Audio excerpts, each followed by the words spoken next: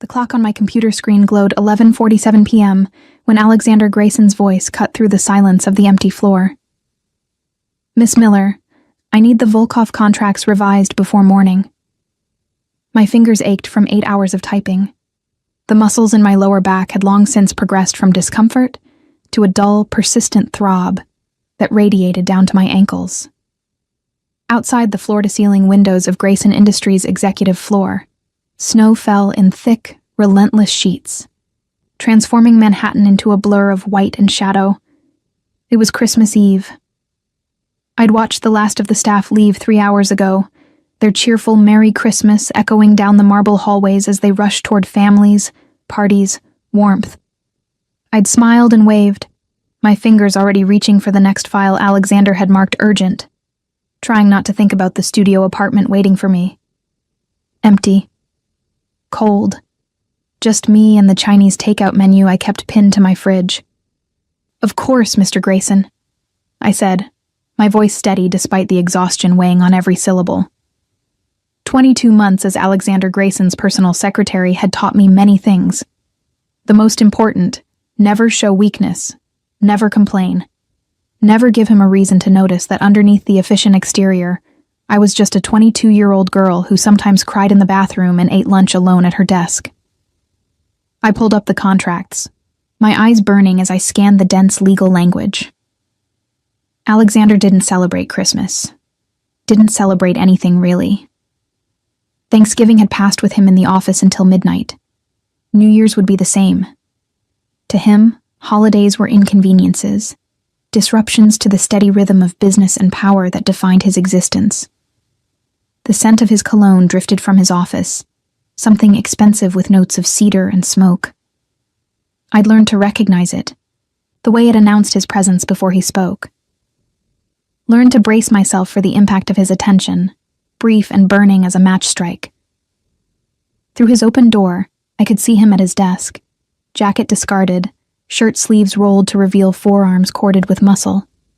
His dark hair, usually perfectly styled, had been pushed back by impatient fingers throughout the day, giving him a disheveled look that made him seem almost human. Almost.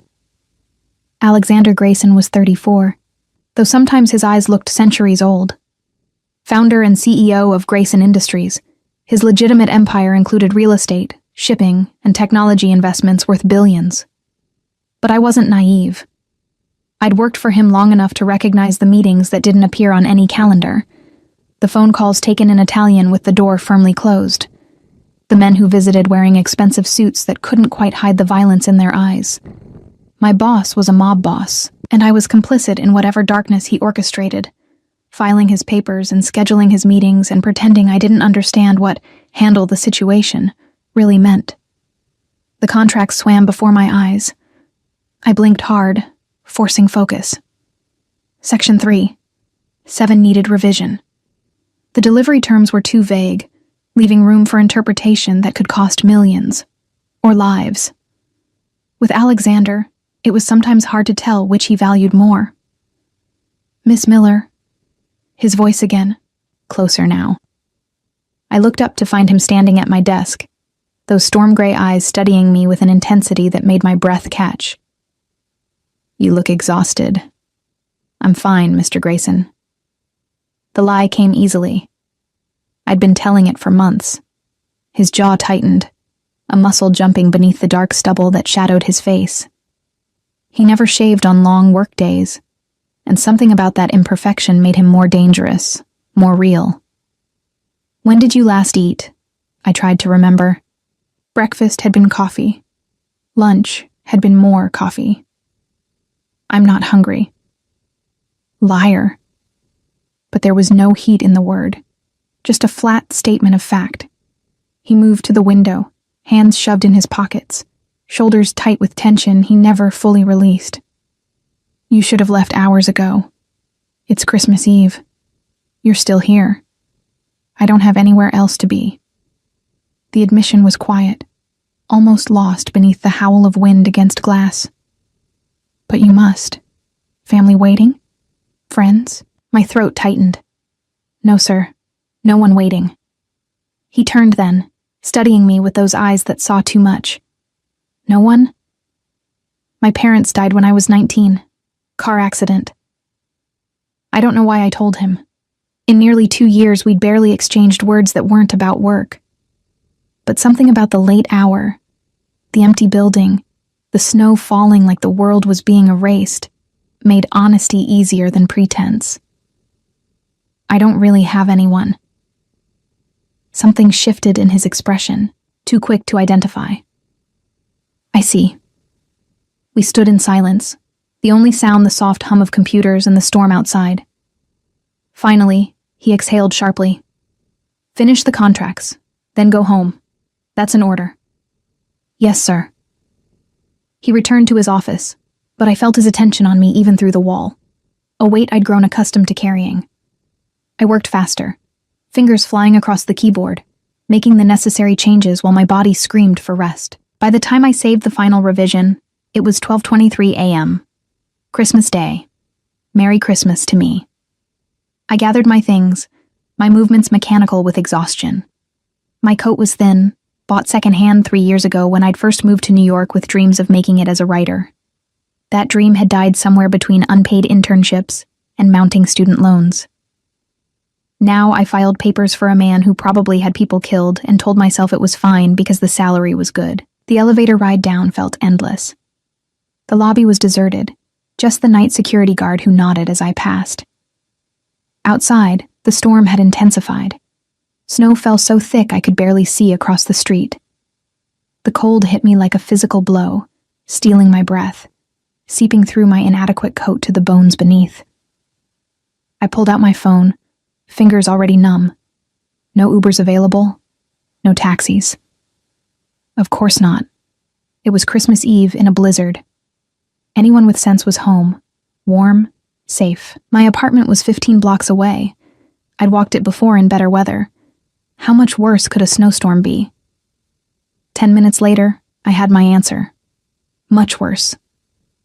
The wind cut through my coat like it wasn't there, and my feet, in the heels I'd foolishly worn because Alexander had an investor meeting scheduled, were already soaked and frozen.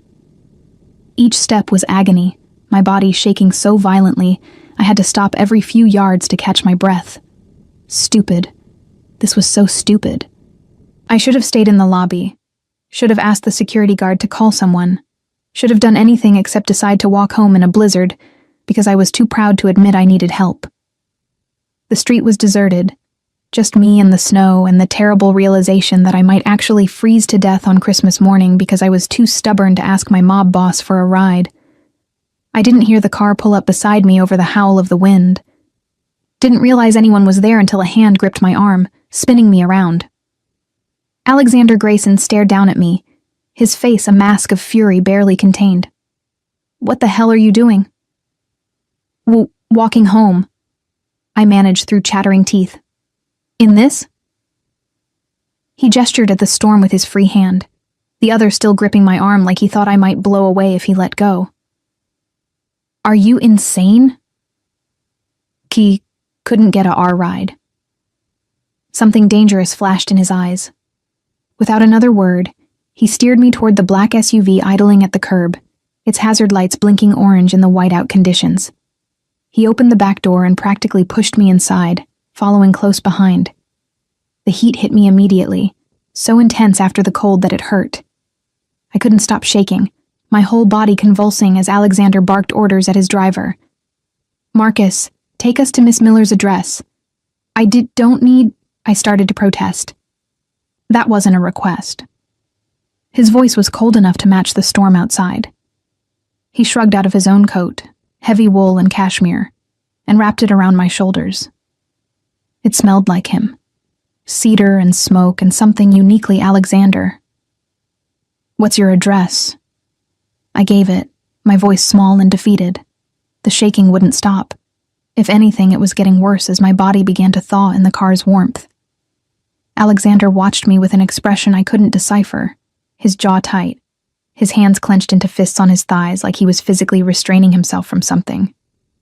Finally, he moved, pulling me against his side with one arm, the gesture stiff and awkward, like he'd forgotten how to offer comfort.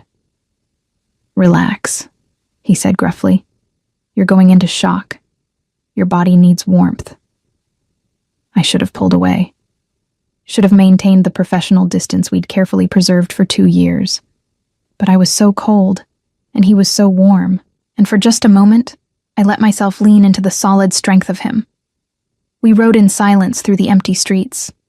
The drive that should have taken 10 minutes stretched to 25 in the storm. When we finally pulled up outside my building, a shabby 5-story walk-up in a neighborhood that got rougher every year, I felt Alexander's whole body tense. "This is where you live." His voice was very quiet, very controlled, dangerous. "It's what I can afford. On the salary I pay you?" "Student loans, medical bills from my parents' accident." I pulled away from him, suddenly defensive. "Not all of us were born into wealth, Mr. Grayson." His eyes flashed. "Get out." The words stung more than they should have. I fumbled for the door handle, but his hand shot out, stopping me. "I'm coming with you." "That's not necessary." "Miss Miller." He turned me to face him, his hands on my shoulders, his face very close to mine. "I'm coming with you. I'm making sure you get inside safely. And then I'm going to determine whether this building has adequate heat, because if it doesn't, you're not staying here tonight." The authoritative tone should have made me angry.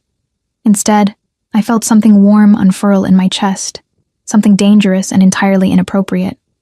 "You can't just—" "I can, and I will." He opened the door, keeping his coat wrapped around me as he guided me out into the storm. The building's entrance was unlocked, the security system broken 3 months ago and never repaired.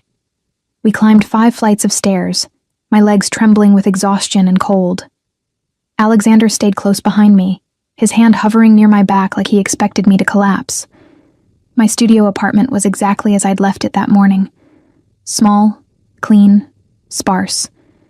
The few personal items I owned, books, a photo of my parents, a thrift store lamp, couldn't hide the fact that I was barely surviving, just treading water in a city that chewed up dreamers and spit out the bones. Alexander moved to the radiator, pressing his palm against it. His expression darkened. "It's barely warm." "The landlord says—" "I don't care what the landlord says." He pulled out his phone, scrolling through contacts with sharp, angry movements.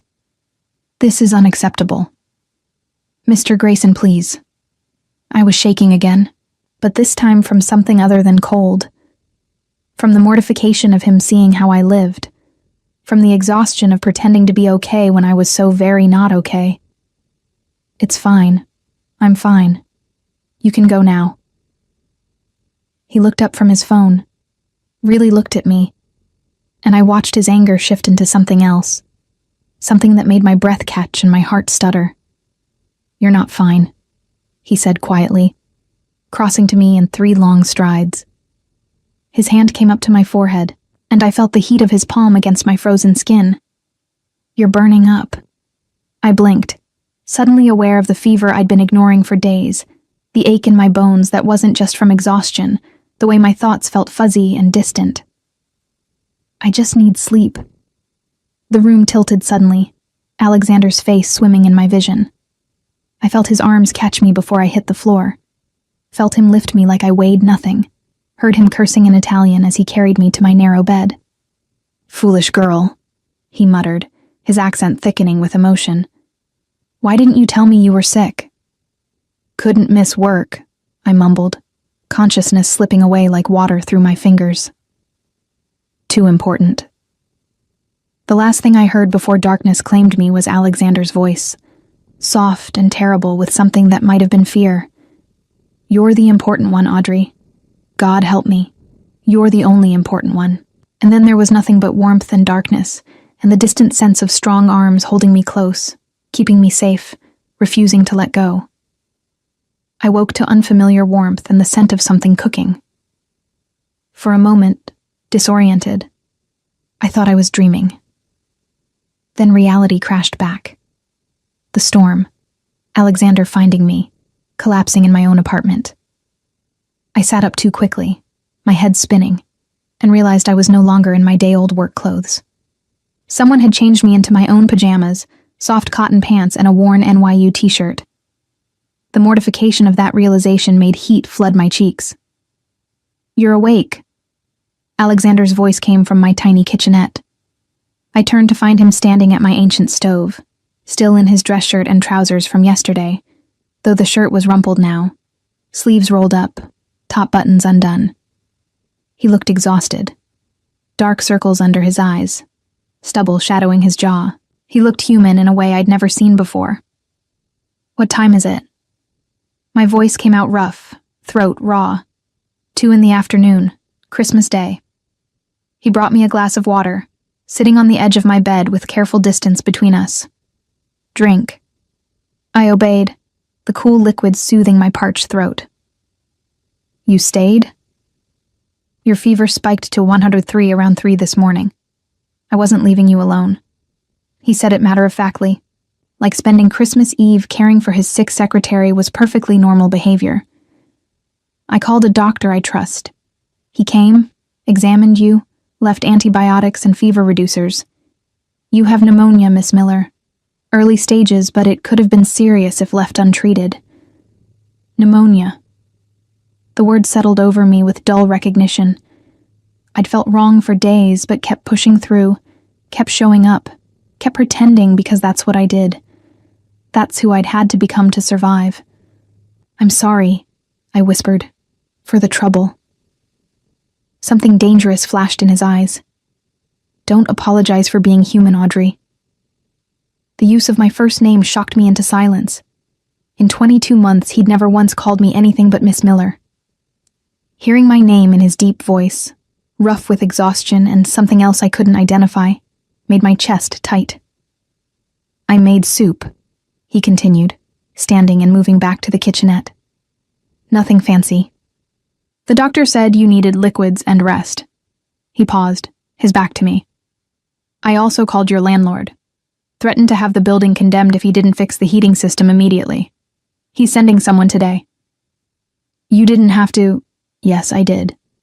He turned, carrying a bowl of soup that smelled like chicken and herbs and comfort. "You work yourself to exhaustion for me, Audrey. The least I can do is make sure you have adequate heat and medical care."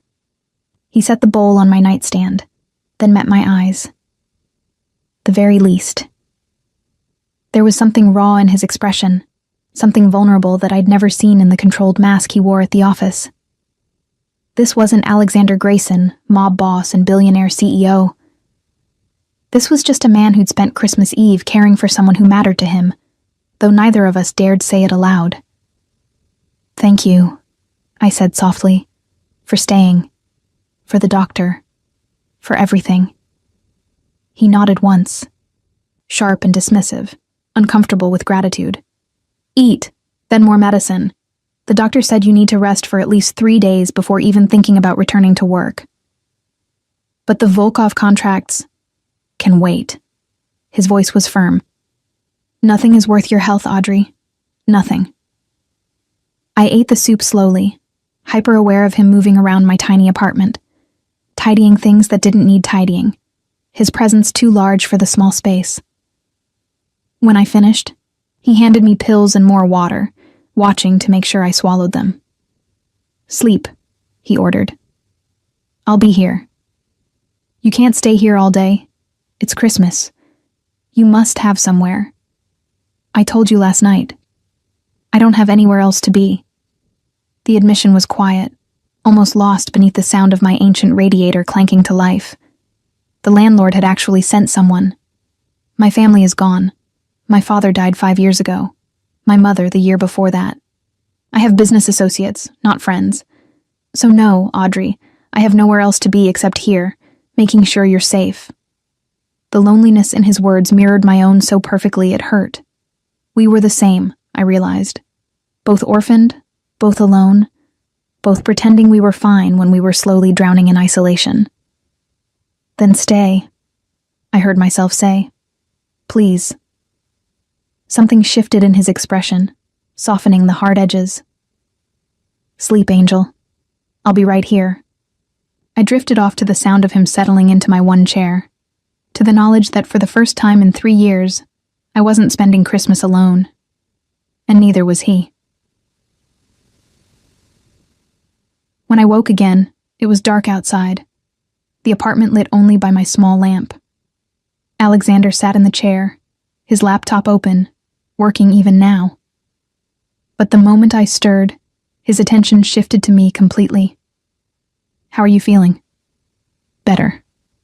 It was true. The fever had broken, leaving me weak but clearer-headed. "What are you working on?" "The Castellano merger. Nothing urgent." He closed the laptop. Hungry. Starving. He ordered food from somewhere expensive, the kind of place that was probably closed for Christmas but opened for Alexander Grayson's call. We ate Thai food straight from the containers, sitting on my bed because there was nowhere else, the intimacy of it strange and comfortable all at once. "Why did you become my secretary?" he asked suddenly, surprising me. "You have a degree in literature. You wanted to be a writer. You investigated me?" I should have been offended. Instead, I felt weirdly touched that he'd cared enough to look. "I investigate everyone who works for me. But I'm asking you now, why give up on writing?" I picked at my pad Thai, the question cutting deeper than he knew. Reality. Student loans. Rent. Food. The dream of being a writer doesn't pay bills. I met his eyes. "You were hiring."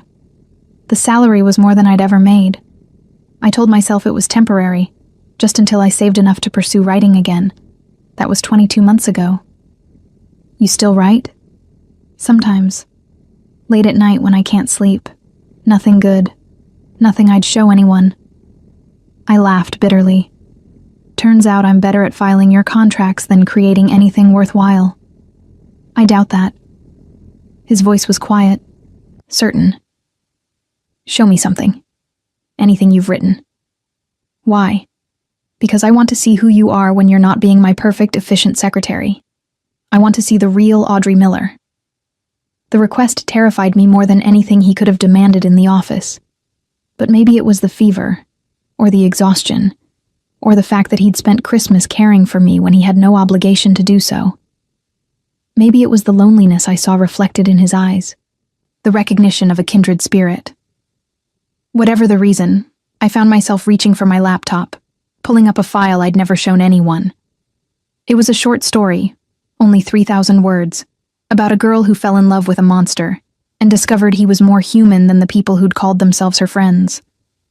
I handed him the laptop without looking at him, my heart hammering with vulnerability. He read in silence, his expression unreadable. The minutes stretched into eternity. Finally he looked up, and I saw something in his eyes that made my breath catch. "This is beautiful, Audrey. Raw and honest and beautiful." He set the laptop aside carefully. "Why are you wasting your talent filing my papers?" "Because talent doesn't pay rent." "It could. If you had someone who believed in you, who supported you."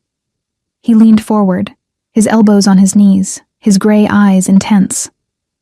"What if you didn't have to choose between survival and dreams? What if you could have both?" "That's not how the world works. It's how my world works." His voice was firm, commanding. "I decide what's possible, Audrey. I make the rules, and I'm telling you that you shouldn't have to sacrifice who you are for a paycheck." "Are you firing me?" Panic spiked through my chest. "No, I'm offering you a choice." He stood, pacing my small apartment with restless energy. "Continue as my secretary, but with the understanding that I support your writing. Time off when you need it. Resources, connections to publishers I know. Or..." He stopped, turning to face me. "Something else entirely. Something neither of us has been willing to acknowledge." My heart stuttered. "What do you mean?" He crossed to the bed, sitting close enough that I could feel the heat radiating from him, smell his cologne mixed with a day's worth of stubble and exhaustion. "You know what I mean, Audrey. This thing between us, this pull we've both been fighting since the day I hired you." "There's nothing." I started to lie. "Don't." His hand came up, tucking a strand of hair behind my ear with devastating gentleness. "Don't lie to me. Not after I've seen you like this. vulnerable and real. Not after I've spent the night watching you sleep and realizing that somewhere along the way, you became the most important person in my world. Tears pricked my eyes. You're my boss. This is inappropriate. Dangerous. I'm a lot of things, Angel, but I've never claimed to be appropriate or safe. His thumb traced along my jawline, and I shivered for reasons that had nothing to do with fever. But I am careful with what belongs to me. And you belong to me now, whether we acknowledge it or not. The possessiveness in his words should have frightened me. Instead, I felt something warm unfurl in my chest, something that had been frozen for so long I'd forgotten it could thaw. I belong to myself, I whispered, but there was no conviction in it. Do you? His voice was low, intimate, dangerous. Then why does your heart race when I'm near? Why do you watch me through your office window when you think I'm not looking? Why did you push yourself to pneumonia rather than disappoint me? Because I'd fallen for him somewhere between filed contracts and late nights, between stolen glances and the careful distance we maintained. Because he'd become the center of my world without either of us meaning for it to happen. This is a bad idea, I said, even as my hand came up to rest against his chest, feeling his heartbeat strong and steady beneath my palm. The best ideas usually are. He leaned closer, his forehead resting against mine. I'm not a good man, Audrey. I've done terrible things. I'll do more terrible things. But with you, I want to be better. For you, I want to try. Alexander.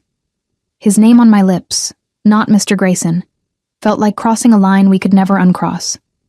Say it again. His voice was rough with something that sounded like need. Say my name.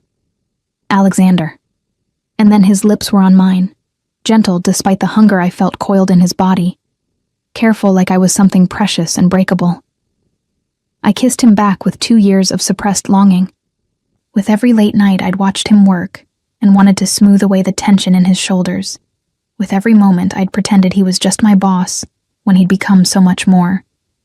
When we finally broke apart, both breathing hard, he rested his forehead against mine again. Mine, he breathed.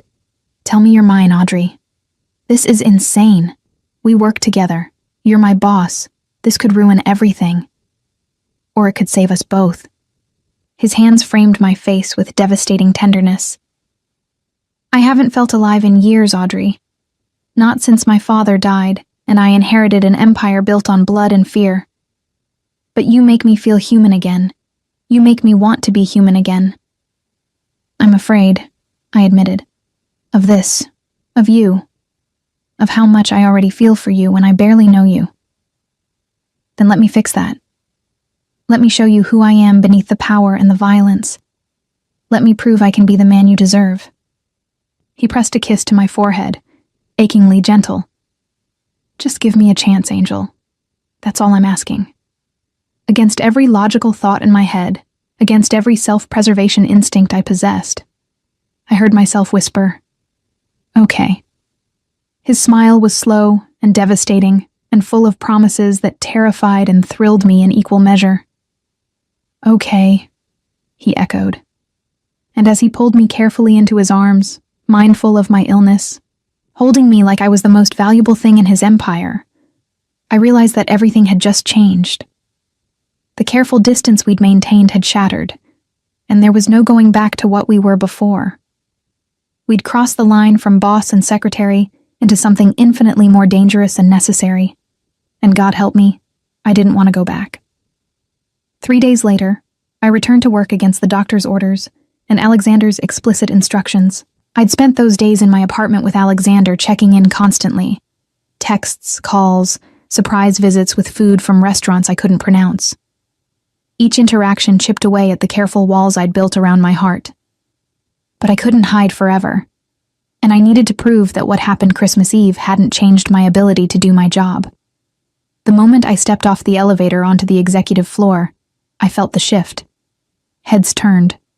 Whispers followed me like shadows. I kept my gaze straight ahead, moving toward my desk outside Alexander's office with practiced efficiency. Well, well, look who finally decided to show up. The voice belonged to Jessica Chen, senior account manager and the closest thing to a mean girl I'd encountered in corporate America.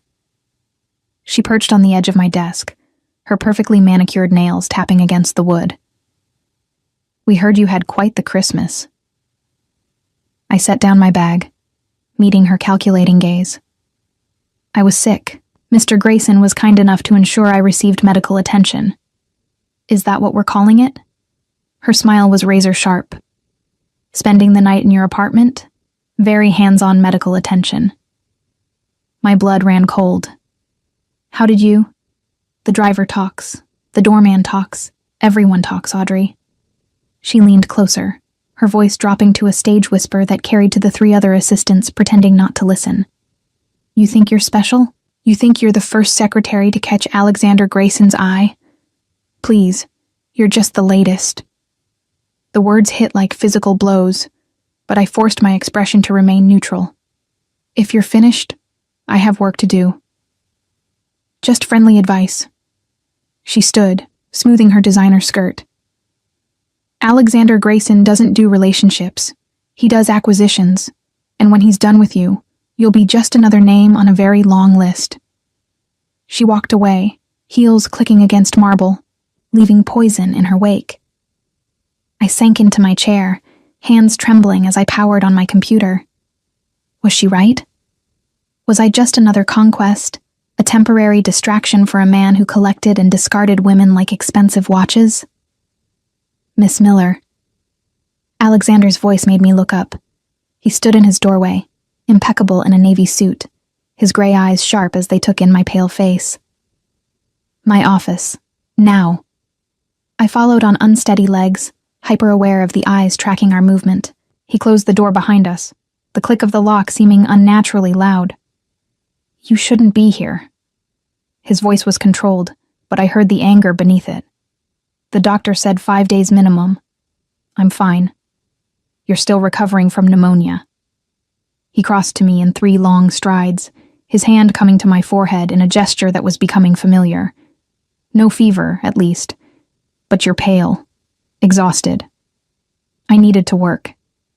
I stepped back from his touch, needing distance to think. And apparently, I needed to face the gossip mill. His expression darkened.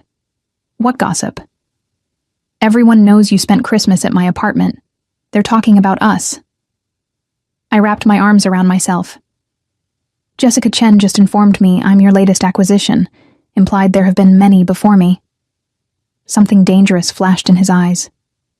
Jessica Chen is about to find herself reassigned to our Alaska office. Don't. The word came out sharper than intended. Don't punish people for talking. That'll just confirm everything they're saying. They have no right. They have every right to talk about their boss sleeping with his secretary. I met his gaze steadily. That's what we are now, isn't it? Boss and secretary having an inappropriate relationship. He was silent for a long moment, his jaw tight. Then he moved to his desk, pressing a button on his phone. Marcus, clear my schedule for the next 2 hours. Sir, you have the Castellano meeting at... Reschedule it. He released the button, turning back to me. Sit down, Audrey. We're going to talk. Really talk. I sat, my heart hammering as he settled into the chair beside mine rather than behind his desk. The choice felt significant, a removal of barriers. Jessica was wrong about one thing. He said quietly, There's never been anyone before you. Not like this. But there have been others. It wasn't a question. Yes, brief, transactional, nothing that lasted past a few weeks. His eyes held mine. I learned early that relationships in my world are dangerous. People use intimacy as a weapon. They get close to gather intelligence, to find weaknesses, to manipulate. So I kept everyone at arm's length. No one close enough to hurt me. No one real enough to matter. Until me. Until you. He reached out, taking my hand in his thumb tracing circles on my palm. You were never supposed to matter, Audrey. You were supposed to be efficient and invisible and forgettable. But you weren't. You noticed things. You anticipated needs before I voiced them. You worked yourself sick rather than complain. And somewhere in those long nights, you became the most real thing in my life. The raw honesty in his voice made my chest tight. Alexander, this is dangerous for both of us. The gossip is just the beginning. If people know you care about me, they'll try to use you against me. I know. His grip tightened on my hand. That's why we need rules, boundaries, protection. What kind of protection? He was quiet for a moment, his expression troubled. There's something I need to tell you. About my world. About what being with me really means. Dread pooled in my stomach. What is it? I told you my business has gray areas. That was a lie, or at least a severe understatement. He stood, pacing to the window, his shoulders tight. My father built an empire that spans both legitimate business and other operations. When he died, I inherited all of it. The good and the very, very bad. You're talking about the Mafia. I said what we'd both been dancing around. Yes. He turned to face me. I run the Grayson family. We control shipping, protection, certain political connections. I've tried to legitimize, to move away from my father's methods. But there are obligations, alliances, enemies who would love nothing more than to see me fall. And being with you puts a target on my back. Yes. The admission was stark, honest. Anyone I care about becomes a liability, a weakness to exploit. He crossed back to me, kneeling so we were eye level. That's why if we do this, if we continue this, it has to be with full understanding of the risks, and with precautions in place. What kind of precautions? Security, a driver, someone watching your apartment, moving you somewhere safer eventually. His hands found mine again. I know it sounds controlling, but it's necessary, Audrey. I can't protect you if I don't know where you are, who you're with, what threats might be emerging. It should have terrified me. Instead, I felt something else. The same thing I'd felt Christmas Eve when he'd stayed to care for me, when he'd threatened my landlord, when he'd called me angel like it was a prayer. This wasn't about control for its own sake. This was about a man terrified of losing something precious. What about your ex-girlfriend? I asked, remembering Jessica's insinuations. Is she a threat? His expression darkened. There's only one woman from my past who might cause problems. Vivienne Marchand. We were engaged 3 years ago. It ended badly. How badly? She wanted access to my business, not me, but what I represented. Power, money, connections. He exhaled sharply. When I realized she'd been feeding information to a rival family, I ended it. Publicly. Humiliatingly. She swore she'd make me regret it. And has she? Not yet. But Vivienne is patient. And vindictive. His eyes met mine. If she learns about you, she'll see you as a weapon to use against me. Then maybe we should stop this before it goes any further. The words hurt to say, but logic demanded them. Before I become another casualty in your war. No. The word was firm, absolute. He stood, pulling me to my feet and into his arms. I'm done pretending I don't want you. Done keeping you at arm's length because it's safer. Maybe I'm selfish. Maybe I'm damning us both. But I'm choosing you, Audrey. The question is whether you're brave enough to choose me back. I looked up at this complicated, dangerous man who'd somehow become essential to me, who made me feel seen and valued and protected in ways I'd never experienced, who was offering me honesty even when it was ugly, who was warning me of dangers while promising to shield me from them. I'm terrified, I admitted. Good. Fear keeps you smart. His hands framed my face. But don't let it keep you from living, from taking risks, from choosing something real over something safe. You're asking me to trust you with my life. I'm asking you to trust me with your heart. His voice dropped lower. And I'm promising to guard it with everything I have. Everything I am. I rose on my toes, pressing my lips to his in answer. The kiss was different from Christmas Eve. Less desperate, more certain. A claiming on both sides, an acknowledgement of what we were becoming. When we broke apart, his smile was slow and possessive. Mine, he breathed. Yours, I agreed, sealing my fate with that single word. A sharp knock on the door made us spring apart. Alexander's expression shifted instantly from tender to cold authority. Come in. Marcus, his head of security, entered. His face was grim. Sir, we have a situation. Vivienne Marchand is in the lobby. She's demanding to see you. Alexander's whole body went taut. How did she know I'd be here? Unknown, sir, but she's making a scene. Says she has information about the Volkov deal that you'll want to hear. I watched Alexander's expression shudder completely, becoming the ruthless businessman I recognized from board meetings. Have her escorted to conference room B. Tell her I'll see her in 10 minutes. He waited until Marcus left before turning to me. Stay here. Don't leave this office until I come back. Alexander, please, Audrey. His hand cupped my face one more time. Trust me to handle this, and whatever you hear, whatever anyone tells you, remember what I just said. You're mine. That's not changing.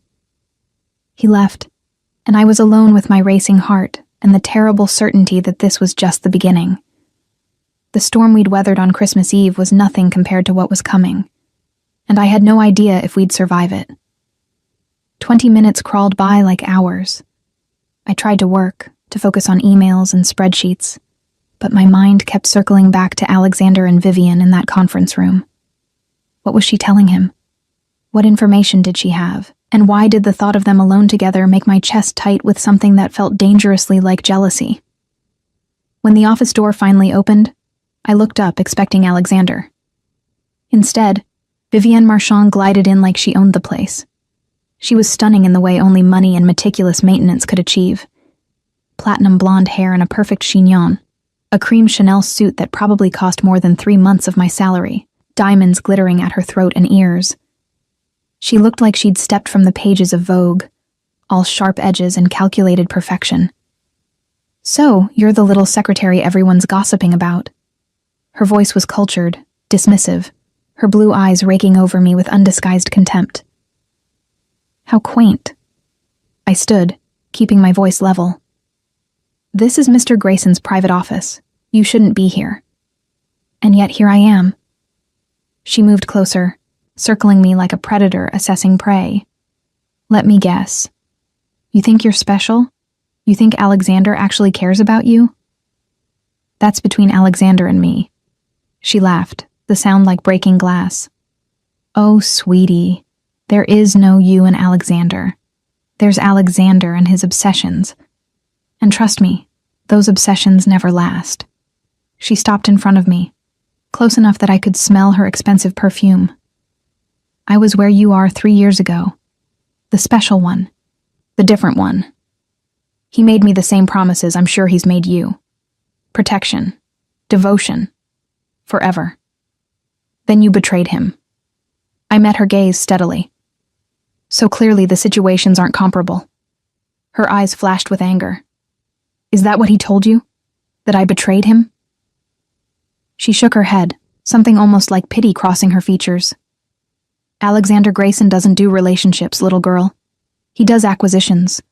And when you no longer serve a purpose, when you stop being shiny and new, he'll discard you just like he did me. Just like he's done to everyone who's ever gotten close. If you're finished, I'm not. She pulled out her phone, scrolling through photos before turning the screen toward me. Recognize her? I looked at the image. A beautiful brunette in Alexander's arms, both of them laughing at some charity gala. No. Miranda Castellano, 6 months before me. He promised her the world, then dumped her the moment a better strategic alliance presented itself. And her? Another photo, a redhead this time. Sophia Laurent, lasted 3 months, and her... Stop. I pushed the phone away, my stomach churning. Why are you showing me this? Because you deserve to know what you're getting into. Her voice softened, almost sounding genuine. I'm not the villain here, Audrey. I'm trying to save you from making my mistake, from believing that Alexander Grayson is capable of love when all he knows is possession and control. The door opened before I could respond. Alexander stood there, his expression absolutely glacial. Get out, Vivian. I was just having a chat with your new acquisition. She smiled sweetly, but there was venom beneath it. Making sure she understands the rules of your little game. Out, now, before I have security remove you forcibly. She brushed past him, pausing in the doorway. Oh, and Alexander? That information about the Volkov deal? It was a test, to see if you'd drop everything to see me. And you did. Her smile widened. Some things never change. After she left, silence filled the office like poison gas. Alexander closed the door carefully, his movements controlled, but I could see the tension radiating through his shoulders. Whatever she told you, he started. Is it true? I interrupted. Were there others, women you promised things to and then discarded? It's complicated. That's not an answer. He exhaled sharply, running a hand through his hair. Yes, there were women before you. Some I dated briefly. Most were strategic. Appearances at events, alliances with other families. None of them were real, Audrey. None of them mattered. But you made them think they mattered. No. His voice was firm. I was always clear about what those relationships were. Temporary, transactional. Vivian wanted more than I could give. And when I ended things, she twisted the narrative to make herself the victim. And the others? Miranda? Sophia? His jaw tightened. You've been doing research. Or Vivian showed you her little collection of evidence. She showed me photos of you with other women, looking exactly like you look with me. He crossed to me in 2 strides, his hands gripping my shoulders. Those women were performances, public appearances to maintain alliances, to show strength, to play the game my world demands. But they never came to my home, never saw me like you've seen me, never mattered enough to keep me up at night worrying about their safety. How do I know I'm not just another performance? The question hurt to ask, but I needed the answer. Because I'm standing here explaining myself when I've never explained myself to anyone. His voice roughened. Because I spent Christmas Eve caring for you instead of closing $1 billion deal. Because the thought of you hurt, scared, or in danger makes me want to burn the world down. That's not performance, Audrey. That's real. I wanted to believe him. God, I wanted to believe him so badly it physically hurt. But Vivian's words echoed in my mind. Obsession, acquisition, discard. I need time, I said quietly, to think, to process all of this. Pain flashed across his face before he controlled it. Of course. Take the rest of the day. I'll have Marcus drive you home. I can take the subway. No. The word was absolute. If you won't accept that you're mine, at least accept that you're in danger. Vivian knows about you now. That makes you a target. So you'll take Marcus, and you'll let him ensure you get home safely, and you'll think about everything you need to think about. But you'll be safe while you do it. The command should have made me angry. Instead, I felt cared for, protected.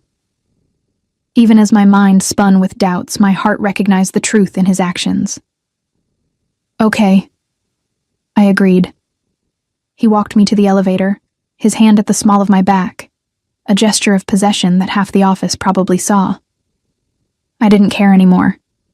Let them talk. I had bigger concerns than gossip. Marcus was waiting in the lobby, professional and imposing in his dark suit. The drive to my apartment was silent, but I felt his eyes checking the mirrors constantly, assessing threats I couldn't see. When we arrived, he walked me to my door. Miss Miller, Mr. Grayson asked me to give you this. He handed me a small gift box. And to tell you that whatever you decide, Your safety is his priority. After he left, I opened the box with trembling fingers. Inside was a phone. New, expensive, already programmed with Alexander's number, and Marcus's. And a note in Alexander's bold handwriting. This phone is secure, untraceable.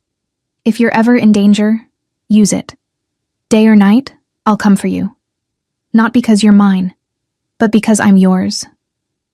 I sank onto my couch, the phone clutched in my hand, and let the tears finally fall. This was impossible, dangerous. Everything rational told me to run, to quit my job, to disappear before I got in too deep. But my heart, that traitorous organ, whispered something else entirely. That Alexander Grayson, with all his darkness and danger, was the first person who'd ever truly seen me. Who'd ever made me feel valuable for who I was, rather than what I could do. My regular phone buzzed with a text from an unknown number. Enjoy your little romance while it lasts. But remember what I showed you. Alexander Grayson destroys everything he touches. You'll be next. V. I stared at the message, fear and anger warring in my chest. Vivian was trying to manipulate me, to plant seeds of doubt. But what if she was right? What if I was just deluding myself, seeing love where there was only obsession? A knock at my door made me jump. I checked the peephole expecting Marcus. Instead, I saw a woman I didn't recognize. Mid-30s, professional but warm, with kind eyes and a gentle smile. Miss Miller, my name is Elena Rodriguez. I'm a friend of Alexander's. May I come in? Every instinct screamed not to open the door. But something about her felt genuine, unthreatening. I cracked the door, keeping the chain engaged. What do you want? To talk. About Alexander. About what being in his life really means. She held up her hands, showing they were empty. I'm not here to hurt you or manipulate you. I'm here because I know what you're going through, and I thought you might need someone who understands. Who are you really? I was married to Alexander's cousin, before he was killed 3 years ago in a territory dispute. Her eyes held genuine sorrow. I know this world, Audrey. I know the danger and the cost, but I also know that Alexander Grayson is not the monster people think he is, and I thought you deserved to hear that from someone who has no agenda except honesty. Against my better judgment, I opened the door. Elena entered, bringing with her a sense of calm I desperately needed. Tell me everything, I said. The truth. No matter how ugly. And she did. For the next 2 hours, Elena told me about the Grayson family. About Alexander's father, who'd been brutal and cold, who'd raised his son to value power over people. About how Alexander had tried to change things when he took over, to move the family toward legitimate business, to reduce the violence his father had embraced. It's not perfect, she admitted. Alexander still operates in gray areas, still makes hard choices. But he's not his father. He actually cares about the people in his life. He's just terrible at showing it in ways that don't look like control. Vivian said he destroys everyone he touches. Vivian betrayed him in the worst way possible. She sold information that got 3 of his men killed. When he found out, he could have killed her. Instead, he just exiled her from his world. She's been trying to hurt him ever since. Elena took my hand. But here's what you need to understand about Alexander. When he loves someone, he's all in. Completely, obsessively, sometimes suffocatingly. It's not healthy by normal standards. But in his world, that kind of devotion is what keeps people alive. How do I know if he really loves me or if I'm just another acquisition? She smiled sadly. You don't. Not for certain. But I can tell you this. I've known Alexander for 15 years. I've never seen him look at anyone the way he looked at you when he called me this afternoon, desperate for someone to help you understand. That's not obsession, Audrey. That's love. Terrifying, overwhelming, possibly doomed love, but love nonetheless. Her words settled over me like a blanket, warm and heavy. What should I do? That's your choice. You can run, and no one would blame you. This life is hard, dangerous, full of impossible compromises. She squeezed my hand. Or you can stay and see where it leads. But if you stay, do it with your eyes open. Know what you're accepting. Know the cost. After Elena left, I sat in the growing darkness, the secure phone Alexander had given me resting in my palm. One call.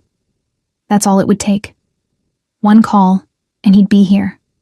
One call, and I'd be choosing him despite the danger, despite the doubts, despite everything sensible telling me to run. My finger hovered over his name, and then I pressed call. He answered before the first ring finished. Audrey. Come over, I whispered.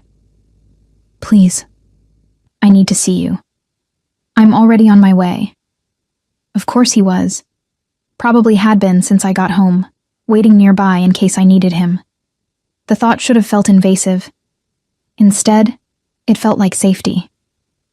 10 minutes later, he was at my door. No suit this time, just dark jeans and a black sweater that emphasized his powerful build. His hair was disheveled like he'd been running his hands through it. His eyes were shadowed with worry. Audrey.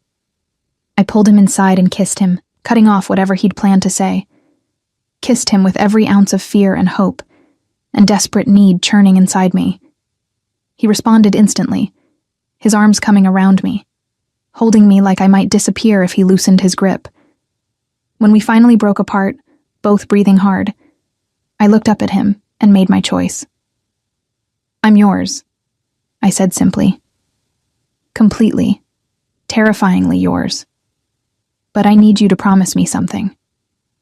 Anything. Promise that if this becomes too dangerous, if staying with you means I'll get hurt or killed, you'll let me go. You'll protect me by pushing me away if necessary. Pain lanced across his face. Audrey, promise me, Alexander. Because I can accept the danger of being with you. But I can't accept you sacrificing yourself to keep me when it would be smarter to let me go. He was silent for a long moment. Then he pulled me close, his lips against my hair. I promise that your safety will always come first, even above my need for you, even if it destroys me. It was the best I'd get, and maybe it was enough. Then show me, I whispered. Show me what being yours really means. His answer was a kiss that promised everything: protection and passion, danger and devotion, a future that was uncertain, but undeniably ours. And as he lifted me into his arms, carrying me toward my bedroom, I chose to believe in the impossible. I chose to believe in us. The next morning, I walked into the office on Alexander's arm, not following behind him like a secretary, but beside him like an equal. The statement was deliberate, unmistakable. Every head turned, every conversation stopped. Jessica Chen's expression was priceless. Good morning, everyone, Alexander said, his voice carrying the weight of authority that made boardrooms tremble. I have an announcement. Miss Miller will be transitioning from her role as my personal secretary to a new position as special advisor to the CEO. Her insights and intelligence have proven invaluable, and I'm formalizing that relationship. The word relationship hung in the air, weighted with double meaning. She'll maintain an office on this floor and will be involved in all major strategic decisions going forward. I expect you to treat her with the same respect you show me. His hand tightened on my waist, a possessive gesture everyone could see. Are we clear? A chorus of, "Yes, sir," followed, but I saw the calculation in their eyes, the reassessment. I was no longer just the secretary. I was the woman Alexander Grayson had chosen to elevate. That made me either very powerful or very dangerous to know. Probably both. My new office was next to Alexander's, separated by a connecting door he insisted remain unlocked. So I can see you, he'd said, so I know you're safe. The possessiveness should have bothered me. Instead, I found it oddly comforting. This was who he was, a man who protected what he valued with single-minded intensity. I was settling into the space when my new phone buzzed. Alexander, lunch, my office, 1 hour. I smiled at the command disguised as invitation. This was our new normal. Stolen moments between meetings, touches that lasted seconds too long, the constant awareness of each other even in a room full of people. But the peace lasted exactly 4 days. I was reviewing acquisition proposals when Marcus appeared in my doorway, his expression grim. Miss Miller, Mr. Grayson asked me to brief you on a situation. My stomach dropped. What situation? Marcus Volkov. He's a rival, runs shipping operations that compete with ours. There's been tension for months, but it's escalating. He handed me a folder. These arrived this morning. I opened it to find photos of me leaving my apartment, walking to the subway, sitting in a cafe near my building. All taken in the last week, all without my knowledge. He's watching me. The words came out flat, emotionless, my mind struggling to process the violation. Yes, it's a message to Mr. Grayson, an implied threat. Marcus's voice was carefully neutral. Mr. Grayson wanted you to understand the reality of your situation. You're not just his advisor now. You're his weakness, and people like Volkov will exploit that. I stared at the photos, fear and anger warring in my chest. What does Alexander want me to do? Move, today. There's a secure apartment in his building, top floor, full security, completely safe. He paused. He's asking, Miss Miller, not ordering, but he's terrified for you. The thought of leaving my independence, my own space, made me want to refuse. But the photos told a different story. I wasn't safe, and my stubborn pride wasn't worth my life. Tell him yes, I said quietly. I'll move today. Relief crossed Marcus's face. I'll arrange everything. 2 hours later, I was in Alexander's office. The photos spread across his desk. He stood by the window, his back to me, every line of his body radiating barely contained rage. I should have anticipated this, he said, his voice deadly calm. Should have moved you somewhere secure the moment we became public. You couldn't have known. I should have known. He spun to face me, and the fury in his eyes made me step back. This is my world, Audrey. I know how these men think, how they operate, and I let my need for you blind me to the danger I was putting you in. Alexander, Volkov is sending a message that he can reach you anytime he wants, that I can't protect you. His hands clenched into fists. And he's right. As long as you're vulnerable, as long as there's any way to get to you, I can't keep you safe. So what do we do? He crossed to me, his hands framing my face with devastating gentleness, despite the violence I saw simmering in his eyes. You move into my building today. You get 24-hour security. You don't go anywhere without Marcus or one of my other men. And you let me handle Volkov. What does handle mean? Nothing you need to worry about. His voice was firm. This is my world, Angel. Let me protect you the way I know how. By doing something illegal, violent. I searched his face. Alexander, I can't be the reason you become the monster everyone thinks you are. I've always been a monster, Audrey. You just made me want to pretend otherwise. His thumb traced my lower lip. But for you, I'll be whatever monster is necessary. I'll do whatever it takes to keep you safe. And I won't apologize for it. And the absoluteness in his voice should have terrified me. Instead, I felt something else. The certainty that this man would burn the world down before letting anyone hurt me. Promise me you won't kill him, I whispered. Promise me you'll find another way. He was silent for a long moment. Then he exhaled sharply. I promise I'll try. For you, I'll try. It was the best I'd get. The penthouse apartment Alexander moved me into was breathtaking. Floor-to-ceiling windows overlooking the city, modern furniture in shades of cream and gray, a bedroom larger than my entire previous apartment. It was beautiful and sterile, and felt nothing like home. Until Alexander arrived that evening with dinner and his laptop, settling onto the couch like he planned to stay. "You don't have to babysit me," I said, even as I curled against his side, craving the solid warmth of him. "I'm not babysitting. I'm working from a more comfortable location." His arm came around me, pulling me closer. "And ensuring you eat something besides coffee and anxiety." I laughed despite everything. "Is that your professional medical opinion?" "It's my professional boyfriend opinion." He said it casually, but I felt him tense slightly, as if uncertain how I'd react to the label. "Boyfriend." I tested the word. "That seems too normal for what we are." "What are we then?" I looked up at him, at this complicated, dangerous man who'd somehow become essential to me. "Everything. You're everything, Alexander." His kiss was gentle, reverent, completely at odds with the violence I knew he was capable of. "Mine," he breathed against my lips. "Say it again." "Yours. Always yours." We ate dinner curled together on the couch, talking about everything and nothing.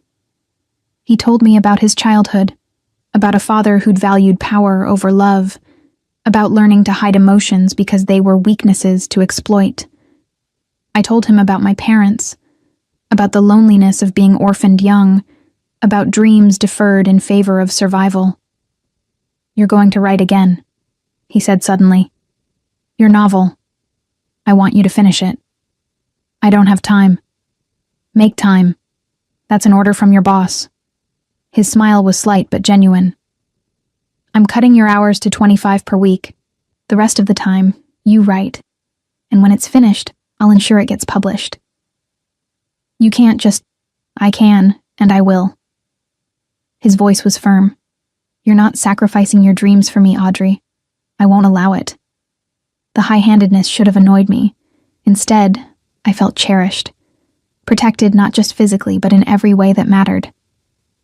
"Thank you," I whispered. That night, he stayed.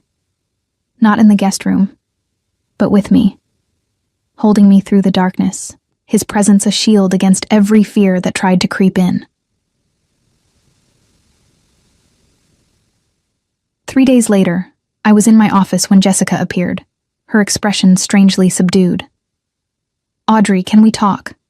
I looked up, surprised. "About what?" "About me being a complete bitch to you."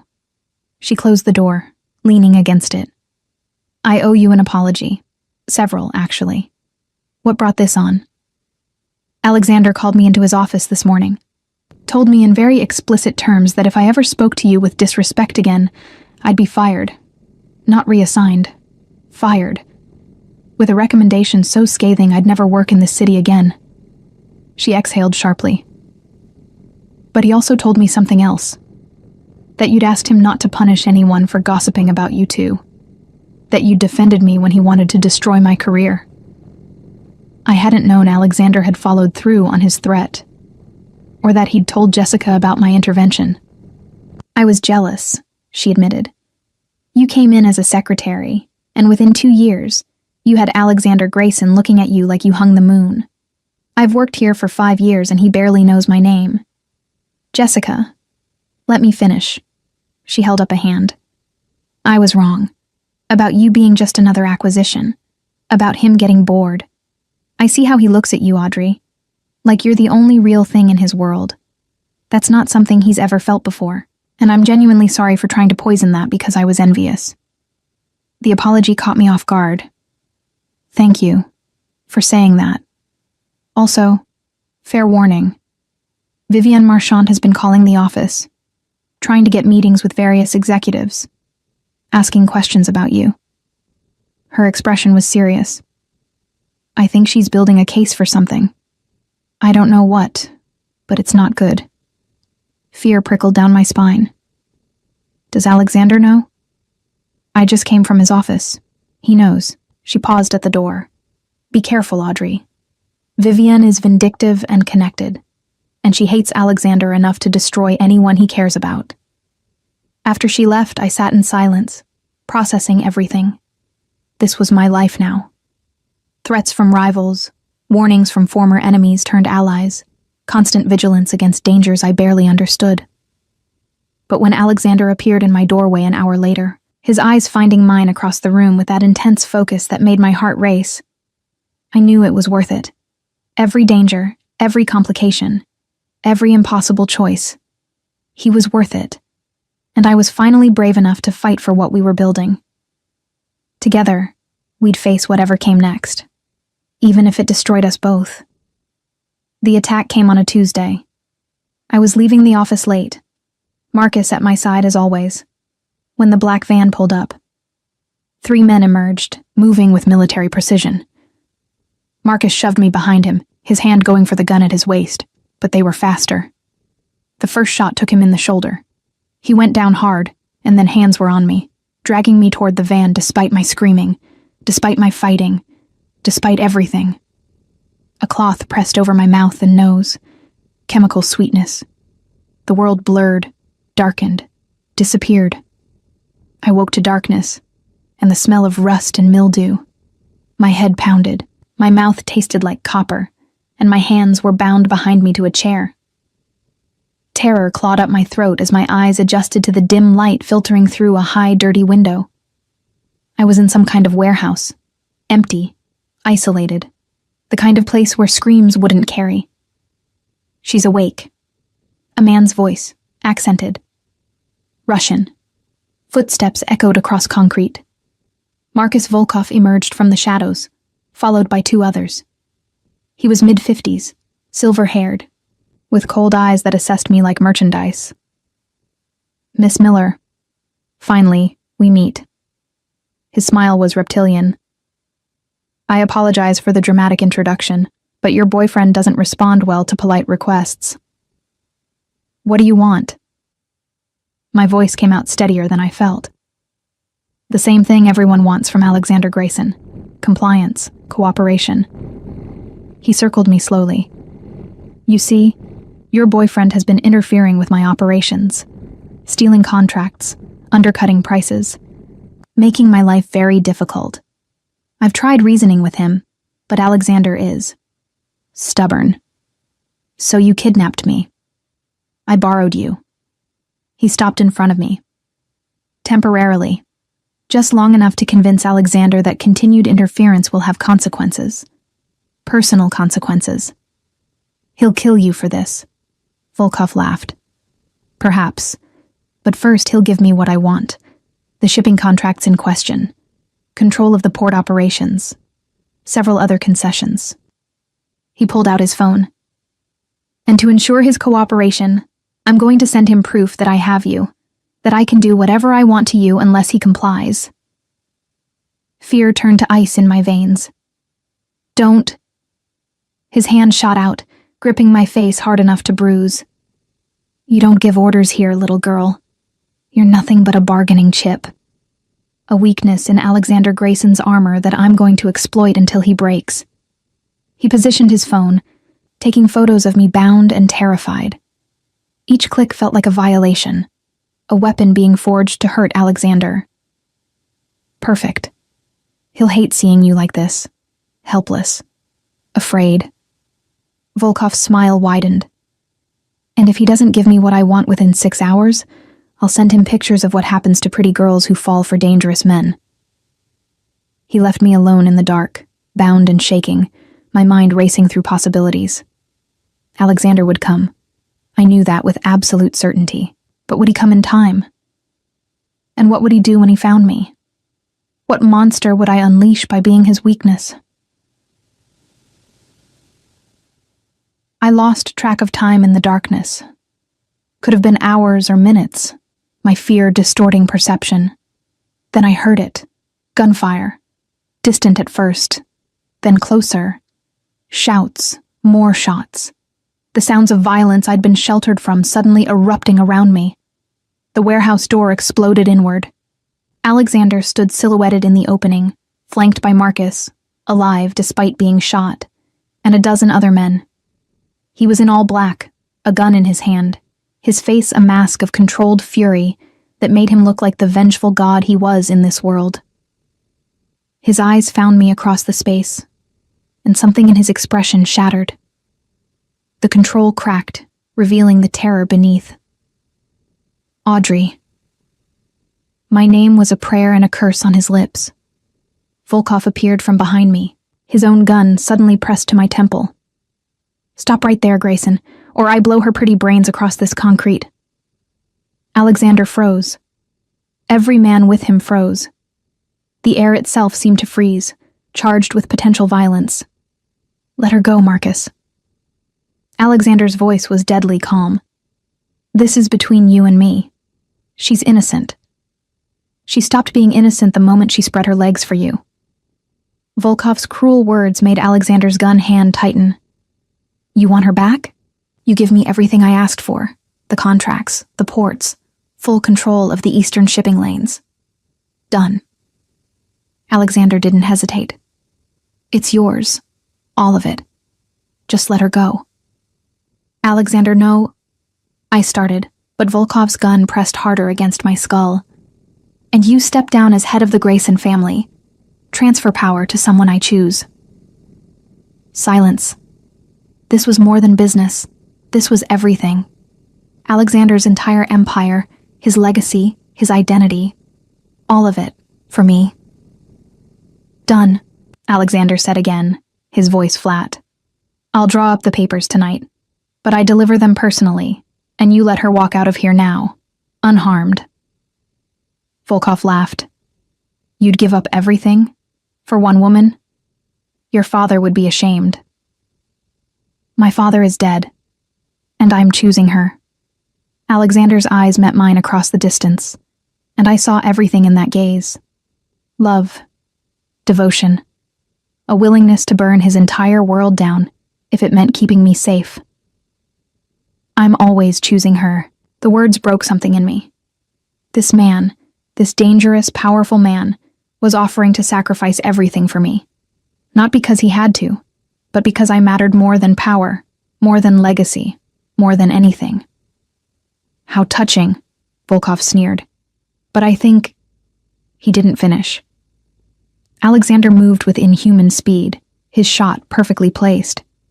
Volkov's gun arm, not his head, the precision of someone who'd trained for exactly this scenario.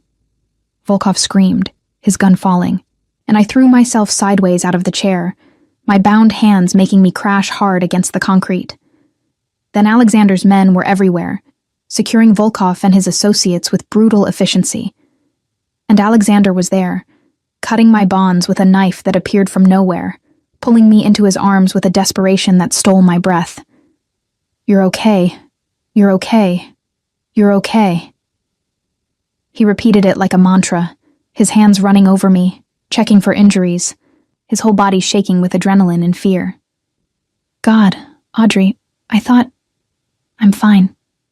I wrapped my arms around him, holding him as tightly as he held me. I knew you'd come. Always. I'll always come for you. He pulled back just enough to look at me, his hands framing my face. But I can't do this anymore. Can't risk you like this. Audrey, I need you to leave. Tonight. I'll set you up somewhere safe. Somewhere no one knows to look. With enough money to never worry again. But you have to go. Before someone else tries this. Before I lose you for real. The words hit like physical blows. What? You were right. Being with me makes you a target. And I can't... His voice broke. I can't watch you die because of me. So I'm letting you go. Pushing you away before this world destroys you. No. The word came out fierce, absolute. You don't get to make that choice for me. Audrey. I said no. I gripped his shirt, refusing to let go. You think I didn't know the risks? You think I didn't understand what being yours meant? I chose this, Alexander. I chose you. And I'm not leaving just because it got dangerous. You could have died tonight. But I didn't. Because you came for me. I pulled him closer, our foreheads touching. This is who we are. You're the man who'd give up everything to save me. And I'm the woman who'd rather face danger with you than safety without you. So stop trying to protect me from yourself and just let me love you. You love me? His voice was raw, vulnerable. I love you, completely, terrifyingly, probably stupidly. But I love you, Alexander Grayson. All of you. Even the parts that scare me. His kiss was desperate, claiming, a seal on promises we were both making. When we broke apart, his eyes were suspiciously bright. Then marry me, he said. Not because it makes sense or provides protection or serves some strategic purpose. Marry me because I love you so much it physically hurts. Because you're the only real thing in my life. Because I want to spend every day proving I'm worthy of your choice. Yes. No hesitation, no doubt, just certainty. Yes, I'll marry you. His smile was devastating, transforming his face from hard to hopeful. Mine. Yours, I agreed. Always yours. 6 months later, I stood in a private garden overlooking the city, wearing a simple white dress and holding Alexander's hands while a judge pronounced us husband and wife. It was small. Just Marcus and Elena, and a handful of people we actually trusted. No spectacle, no politics, just us choosing each other in front of witnesses. When Alexander kissed me, I tasted promise and forever, and the kind of love that survived darkness. We'd faced the fallout from that night together. Volkov was in prison, his organization dismantled. Vivian had made one final attempt to destroy us, leaking photos to the press of Alexander's criminal connections, but it had backfired when several of his legitimate business partners defended him publicly. The office gossip had died down once everyone realized we weren't going anywhere. Jessica had become an unexpected ally, running interference when needed. And I'd finished my novel. It was publishing next month, under my own name, the dedication simply reading, For Alexander, who taught me that love and danger aren't opposites, but often the same thing. What are you thinking about, Mrs. Grayson? Alexander murmured, pulling me close as we swayed to music only we could hear. That this is insane. That we barely survived the last 6 months. That being with you means living with danger and uncertainty and impossible choices. I looked up at him, this beautiful, dangerous man who'd claimed my heart so completely, and that I wouldn't change a single thing. Not even the kidnapping? Well, maybe that. I smiled. But everything else? No regrets. Good. Because I have plans for us, Angel. Big plans. His hand moved to rest on my stomach, where a secret neither of us had shared yet was just beginning to grow. Plans that involve a nursery, and a house outside the city with actual security, and a future where our children grow up knowing they're loved fiercely, even if their father is complicated. Tears pricked my eyes. You know, I know everything about you, remember? His smile was tender. How long have you known? 2 weeks. I was waiting for the right time to tell you. And this wasn't the right time? He gestured at our wedding. This is perfect. I kissed him softly. Everything about this is perfect. That night, in the penthouse we now shared, Alexander made love to me with a reverence that spoke of promises and futures, and the kind of devotion that would weather any storm. I love you, he whispered against my skin. You and our child, my family, my everything. I love you too, I breathed. My monster, my protector, my home. And as we lay tangled together in the darkness, I thought about the girl who'd walked into a snowstorm 6 months ago, who'd been found shivering and sick by a man who'd claimed her as his own. That girl had been surviving. But this woman, this wife, this mother-to-be, this author, this partner to a powerful, dangerous, devoted man, was living. And that made every danger, every fear, every impossible choice worth it. Because love wasn't safe. Love wasn't simple. But with Alexander Grayson, love was real. And real was all I'd ever wanted.